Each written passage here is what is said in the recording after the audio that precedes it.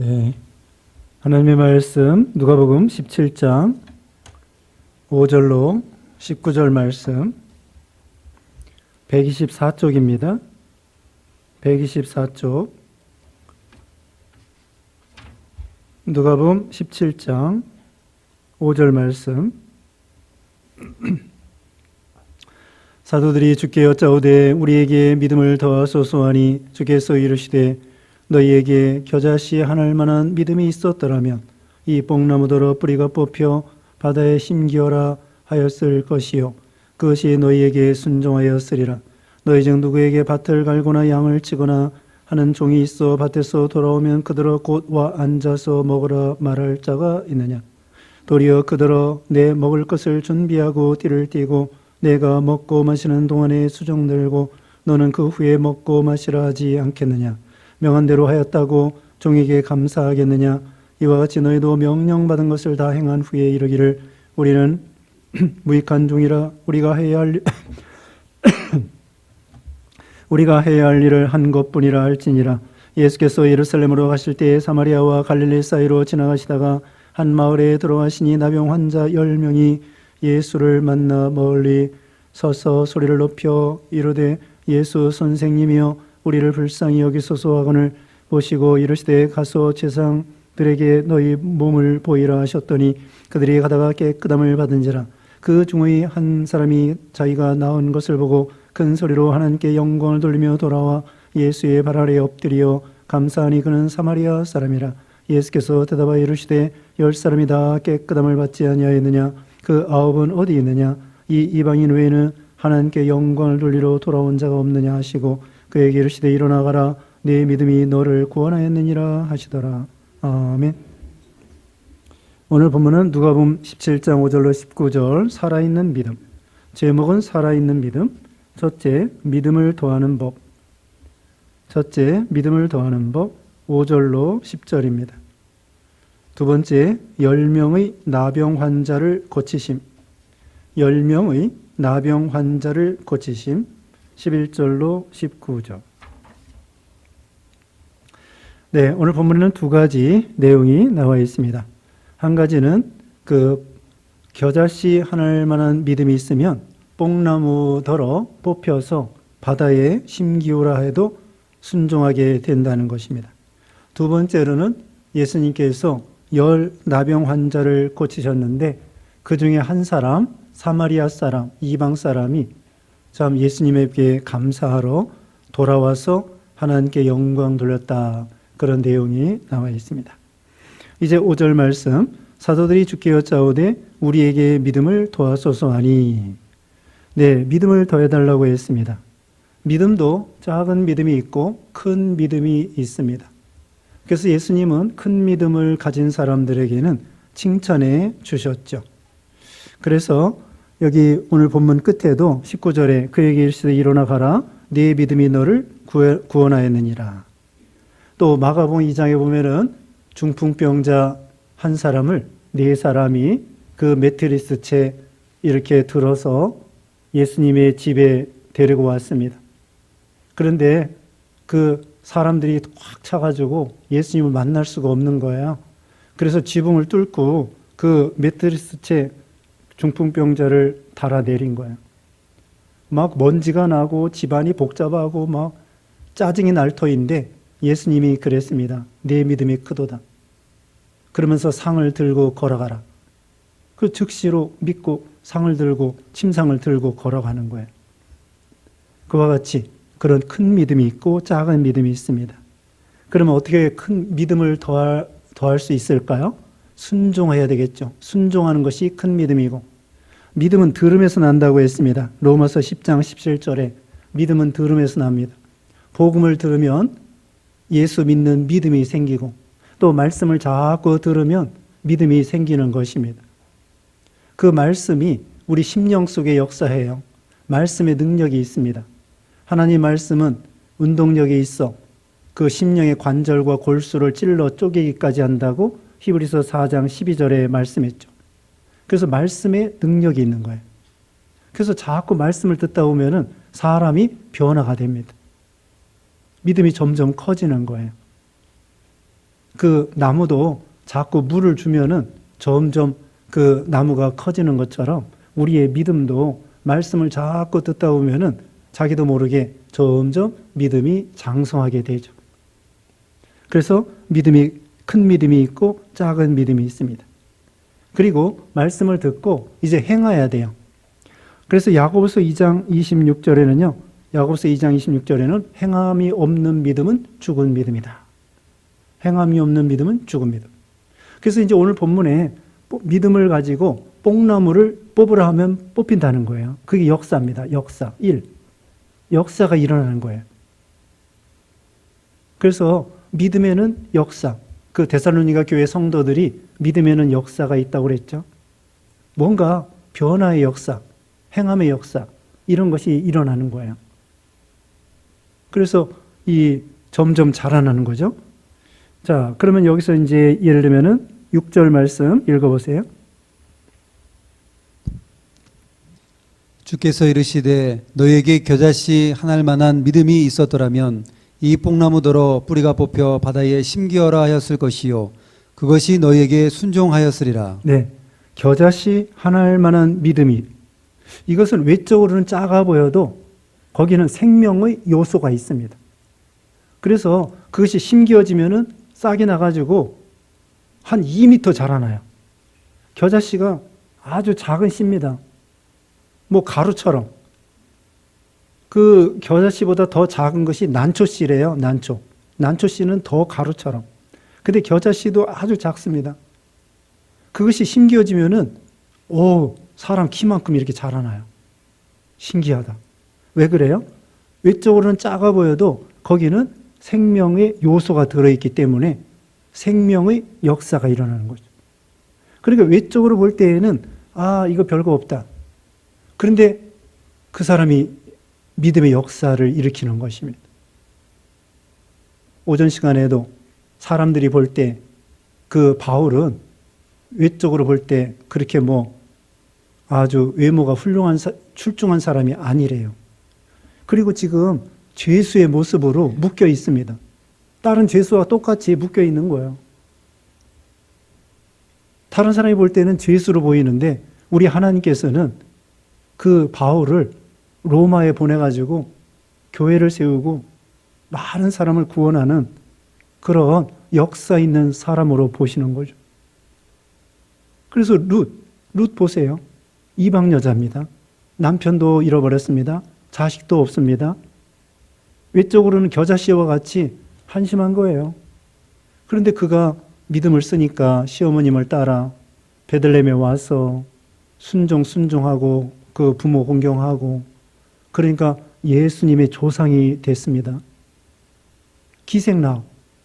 기생라합은 참 술 팔고 참 그런 사람이에요. 근데 그가 또 믿음을 써서 정탐꾼을 숨겨주고, 그래서 정확한 건 모르지만 그 정탐꾼하고 결혼했는지 몰라요.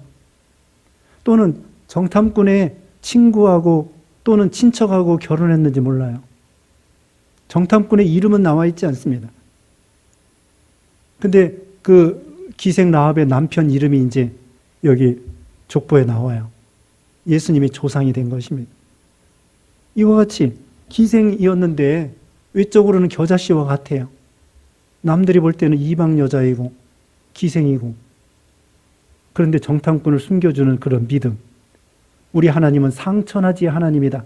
그런 믿음을 가지니까 역사가 일어나서 자기 집안 식구 다 구원시킨 거예요. 붉은 줄을 달아 내려오고 우리 식구들, 친척들 다 모여라. 다 와라.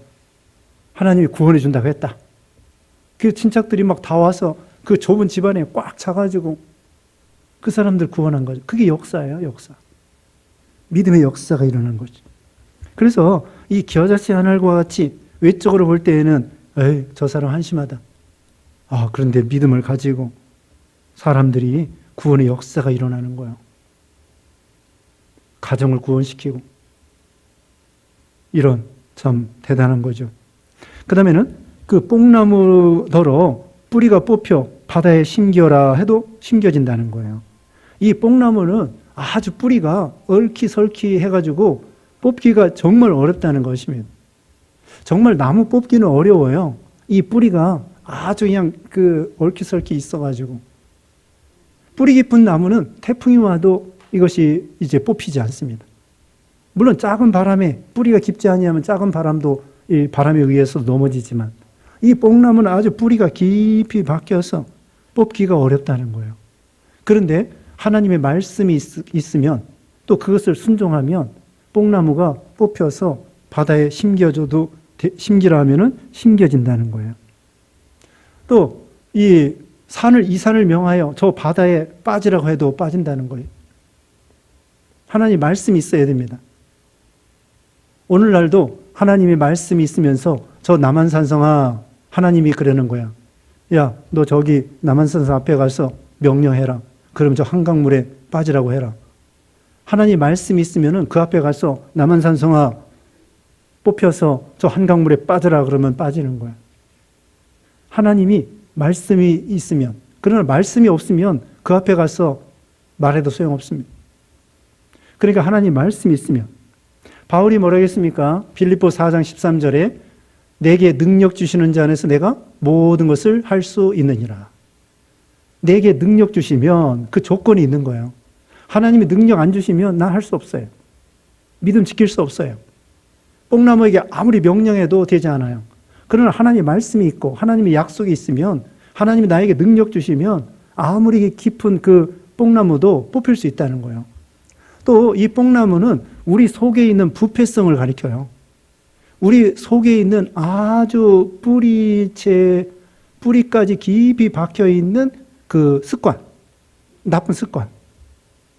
그것을 내 힘으로는 안 뽑히는 거예요. 못 뽑아요. 오래 이게 묵은 거기 때문에 습관이 돼 있어가지고 구습이 돼서 이게 뽑히지가 않는 거예요. 이 뿌리도요, 처음에 묘목으로 이렇게 할 때는 뽑히기가 쉽잖아요. 그런데 막 10년, 20년 그런 나무가 돼서 깊이 박혀 있으면은 안 뽑히는 거예요. 그것처럼 우리 습관도 한 몇 개월, 1년, 2년 되는 것은 쉽게 고칠 수 있는데 20년, 30년 된 잘못된 습관은 이게 안 뽑힌다는 거예요. 그게 인격이 된 거예요. 그래서 우리 생각으로 그런 말 있지 않습니까? 자, 생각하는 대로 행동을 하고 생각이 그러니까 마음과 생각이 행동을 낳고 행동이 습관을 낳고 습관이 인생을 좌우한다는 거예요. 세상 사람들은 운명을 좌우한다는 거예요. 그러니까 생각이 행동을 낳고 행동이 습관을 낳고 습관에 따라서 인생이 달라지는 거죠. 축복과 저주가 달라진 거죠. 그러니까 잘못된 습관도 우리 힘으로는 뽑기 어려운데 하나님의 능력으로 그 뽑을 수 있는 거예요. 술 끊는 거 어려워요. 하나님의 능력으로 끊는 거예요. 또 담배도 우리 힘으로는 못 끊는데 하나님의 능력으로 끊는 거예요. 중독, 여러 가지 중독이 있습니다. 게임 중독, 음란 중독, 또 지금 술 중독, 도박 중독, 또 여러 가지 그 중독이 있어요. 그런 중독도 내 힘으로 되는 것이 아니라 아무리 이 뽕나무같이 깊이 뿌리 박혔어도 하나님의 능력으로, 하나님의 은혜로 뽑을 수 있다. 내게 능력 주시는 자 안에서 내가 모든 것을 할 수 있다. 그것입니다. 그 다음에 7절에 읽어보세요. 너희 중 누구에게 밭을 갈거나 양을 치거나 하는 종이 있어 밭에서 돌아오면 그더러 곧 와 앉아서 먹으라 말할 자가 있느냐. 도리어 그더러 내 먹을 것을 준비하고 띠를 띠고 내가 먹고 마시는 동안에 수종 들고 너는 그 후에 먹고 마시라 하지 않겠느냐. 네, 종과 주인이 있습니다. 우리는 언제나 종은 종이라는 거예요. 우리 예수님은 언제나 주인이라는 거예요. 그러므로 우리는 밭에서 또 양치고 또 여러 가지 일을 하고 예수님에게 와서 하나님, 예수님 나 이거 잘했습니다. 그거 말할 수 없다는 거예요. 집에 오면은 또 계속해서 종은 종이기 때문에 주인을 수종 들고 나는 마땅히 여기 보면은 해야 될 일을 한 것뿐입니다. 여기 9절 보면은 명한 대로 하였다고 그 종에게 감사하겠느냐? 이와 같이 너희도 명령받은 것을 다 행한 후에 이르기를 우리는 무익한 종이라 우리가 해야 할 일을 한 것뿐입니다. 라고 하라는 것입니다. 아무리 하나님의 일을 잘했다고 해도 오늘날로 말하면은 이제 집사로서, 권사로서, 목사, 장로로서 교회에 충성을 다했어요. 심지어는 목숨 바쳐 충성을 다했습니다. 그러면서 예수님 나 이거 이렇게 잘했어요 말할 수 없다는 거예요. 사도 바울은 고린도전서 15장 10절에 모든 것이 나의 나된 것이 하나님의 은혜로라 그랬습니다. 그렇게 고백하라는 거예요. 무슨 일을 잘해놓고도 사도 바울이 얼마나 고생했습니까? 파선당하지, 돌로 맞지, 그렇게 핍박받지. 그런데도 바울은 뭐라고 했냐면은 나는 모든 것은 하나님의 은혜입니다. 그게 믿음이라는 거예요. 하나님의 일을 열심히 해놓고 나다 하고서는 나 잘했죠? 나 잘했습니다. 이렇게 말할 수 없다는 거예요.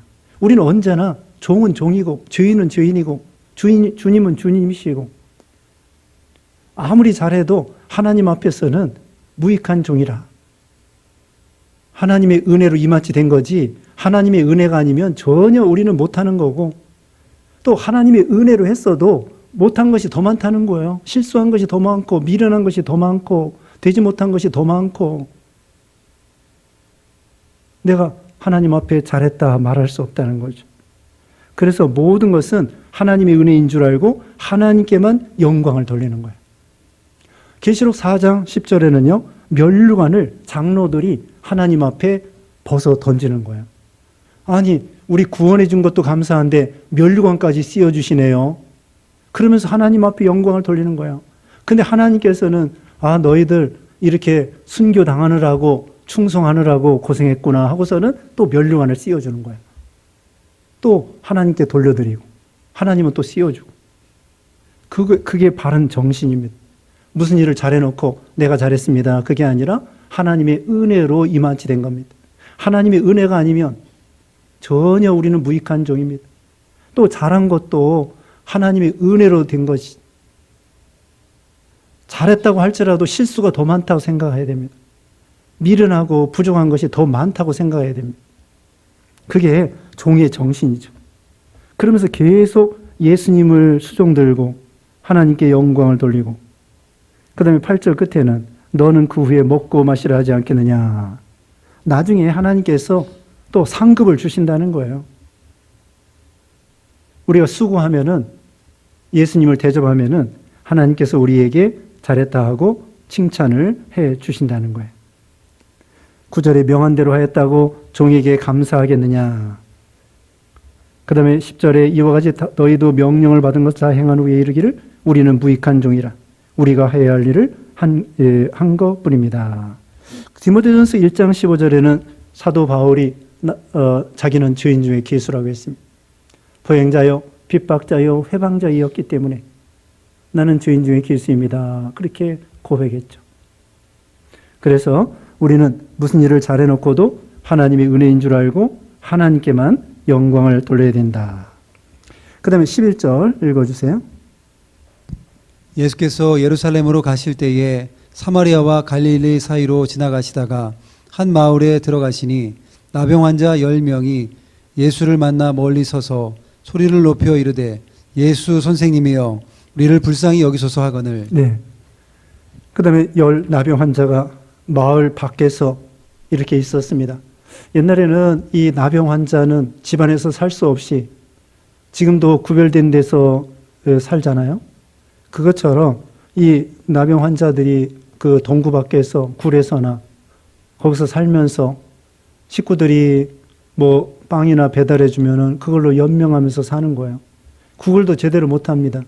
왜냐면 건강한 사람이 지나가면은 윗입술을 가리우고 부정하다 하고 가까이 오지 못하도록 하고 그 다음에 건강한 사람들이 어떻게 하겠습니까? 막 저리 가라고 돌 던지고 그렇게 이 나병 환자들이 천대받고 가난하고 불쌍한 사람들이었죠. 그때 예수님이 지나간다는 소리를 듣고 소리 높여 예수 선생님이여 우리를 불쌍히 여기소서 그렇게 외쳤습니다. 이것은 이 나병은 구약시대의 나병은요 우리 죄를 상징해요. 그래서 죄 없는 사람이 없다는 거예요. 그리고 이 구약시대에 지금도 이 나병 약이 있긴 있습니다만은 어쨌든 일단 걸리면은 살이 떨어지고 코가 떨어지고 손가락이 떨어지고 눈썹이 빠지고 그 비참한 그런 거잖아요. 일단 그렇게 코가 떨어지고 손가락이 떨어지면은 회복이 안 돼요. 어쨌든 이 죄는 썩히는 거, 우리 인생을 썩히다가 결국은 치명적으로 죽을 수밖에 없다는 거예요. 죄가 그렇다는 거죠. 그리고 죄는 전염성이 있는 거예요. 치명적이며 언젠가는 죽는 거고 죄 때문에. 그리고 전염성이 있다는 거예요. 죄는 오염이 되고 썩히는 거고 부패성이 있고 사람을 죽이고 이런 비참한 이 죄를 상징합니다.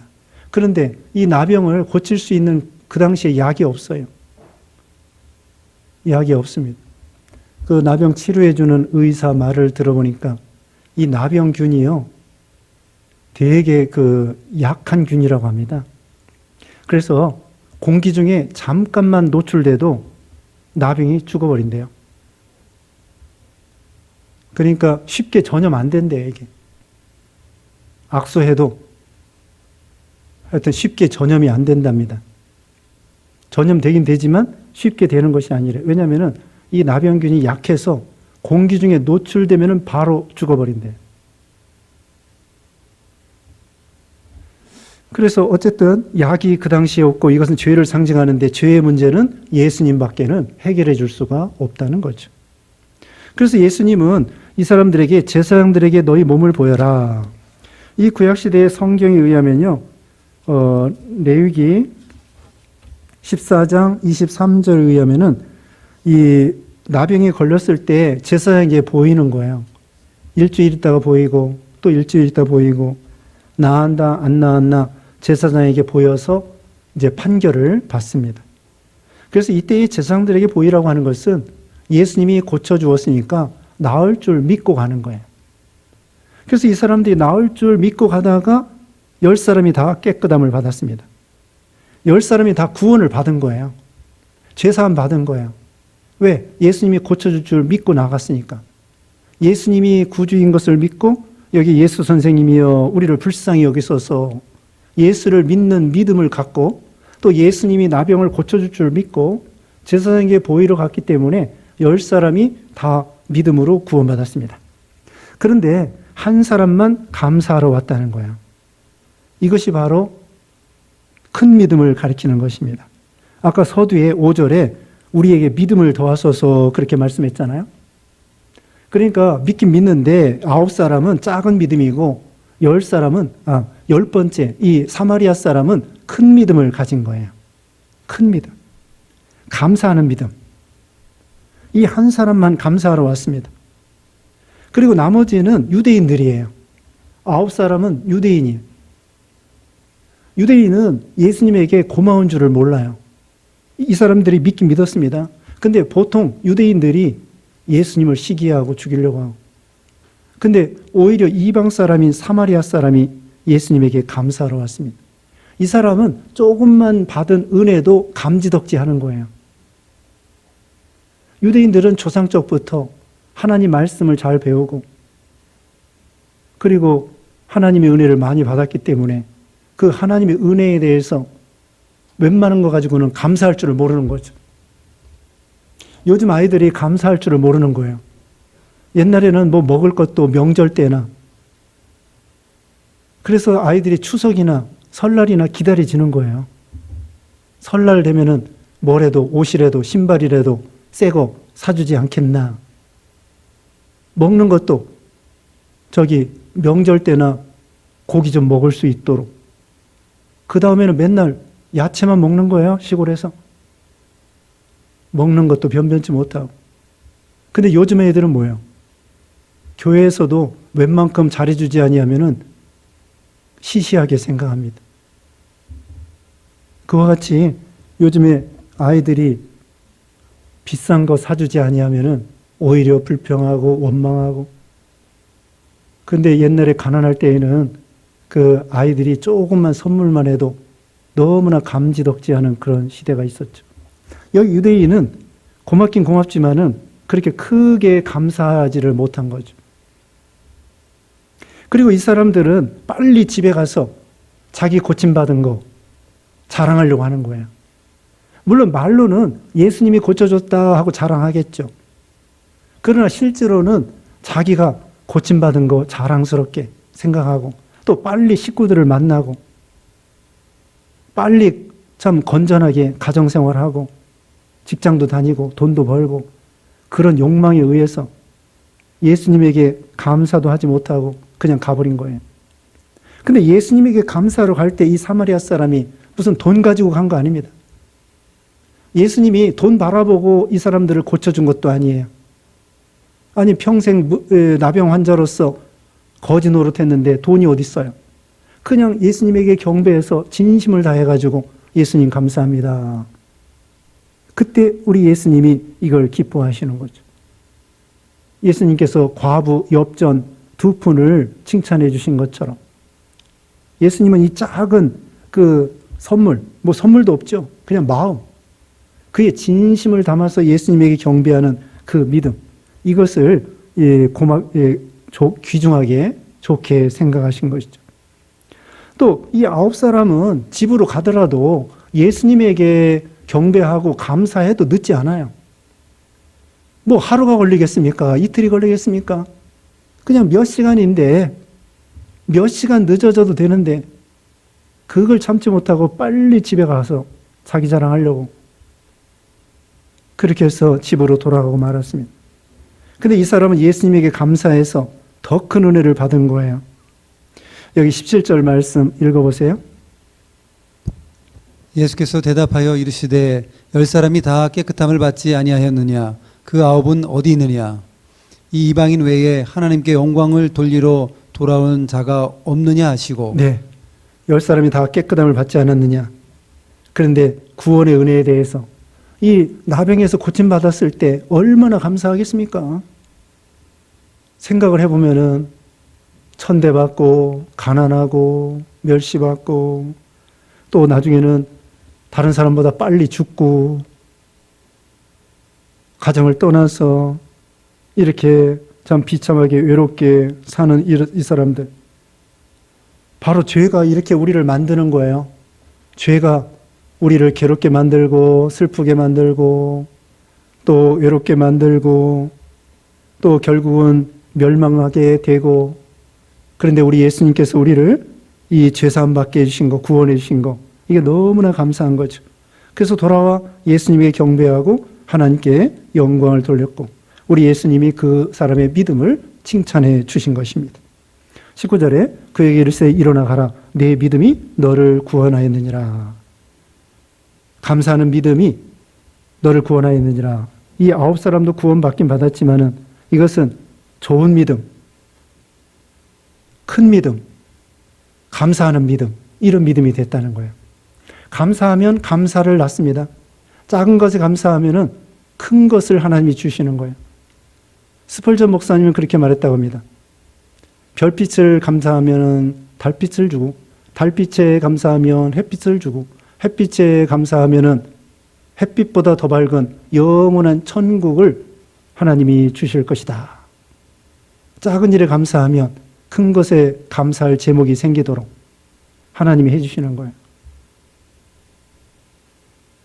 우리는 평소에 참 범사에 항상 기뻐하라, 쉬지 말고 기도하라, 범사에 감사하라고 그랬죠. 한두 가지 부족한 거 가지고 우리는 원망하고 낙심하기가 쉽습니다. 그러지 말고 하나님 우리에게 주신 것이 얼마나 많습니까? 코로나 중에서도 하나님이 지켜주시고 또 걸렸다고 할지라도 또 하나님이 치료해 주시고, 걸렸다 나오면은 좋게 생각해야 돼요. 면역력이 더 커졌을 것이다. 또 걸리지 않으면 걸리지 않아서 감사, 걸렸으면 하나님이 치료해 주셔서 감사, 그 다음에 면역력이 커져서 감사, 그렇게 감사하고 또 이 코로나 시대에 또 예배 드릴 수 있는 거 감사. 또 코로나 여러분 교회 오면은 참 코로나 걸리지 않을까 겁내는데 또 용감하게 이렇게 코로나를 뚫고 예배 드리러 오는 그 믿음을 참 하나님이 기뻐하실 것 같아요. 근데 코로나 교회에서는 거의 안 걸려요. 걸린 사람 못 들어봤어요. 다 집에서, 직장에서, 이렇게 걸리지 교회에서 예배드리고 마스크 쓰고 그냥 떨어져서 있다가 가버리는데 그게 감사하고 이렇게 코로나 시대에도 교회 나와서 예배드릴 수 있는 믿음 주신 거 감사하고 또 우크라이나 지금 전쟁이 일어났잖아요. 우리 최광순 선교사님 귀국했습니다.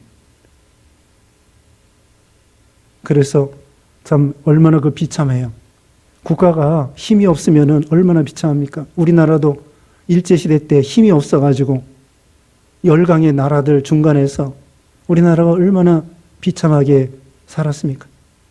그러다가 하나님의 은혜로 독립하고 또 6.25 때 완전히 망했는데 또 하나님의 은혜로 또 일어나고 이렇게 6.25 이후에 53년 이후에 거의 지금 70년 되도록 내년이면 꼭 70년이네요. 70년 맞죠? 70년 동안 전쟁 나지 않게 해주신 거 감사하고 전쟁 나면 얼마나 비참합니까? 나라가 없으면 얼마나 비참합니까? 하나님이 우리나라 독립시켜 주신 거 6.25 때 그 유엔군 보내가지고 건져준 거 지금 우크라이나는요 무기 같은 건 뒤에서 대주고 뭐 물자 대주지만 군대는 안 대주는 거예요.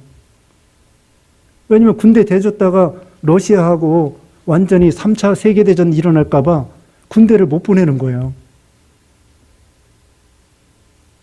근데 6.25 때 그 군대를 보내가지고 우리나라가 건진받고 하여튼 우리에게 믿음 주신 거 또 자유 주신 거 감사할 게 많습니다. 어려운 일이 많이 있어도 그 중에서 감사하고 그래서 우리는 항상 기뻐하라 쉬지 말 기도하라 범사에 감사하는 그런 믿음 되어야 되겠습니다. 기도하겠습니다.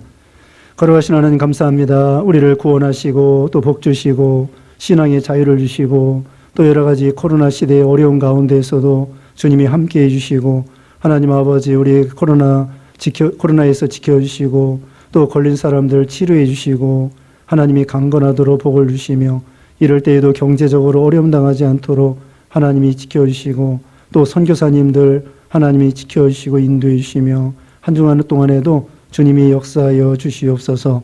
예수님의 이름으로 기도드리옵나이다. 아멘.